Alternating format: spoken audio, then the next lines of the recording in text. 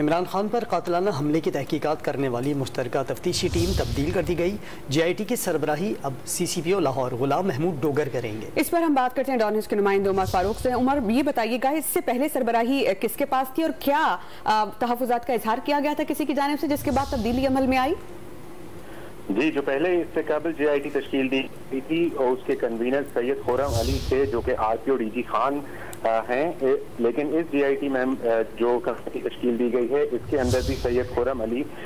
جو R P O D G Khan ہیں وہ ایز اے ممبر شریک ہیں، لیکن اب جو کنوینر ہیں جے آئی ٹی کے وہ غلام محمود ڈوگر سی سی پی او لاہور ہوں گے. اس کے علاوہ سی ٹی ڈی پنجاب سے بھی جو ہے وہ ایک ممبر شامل کیا گیا ہے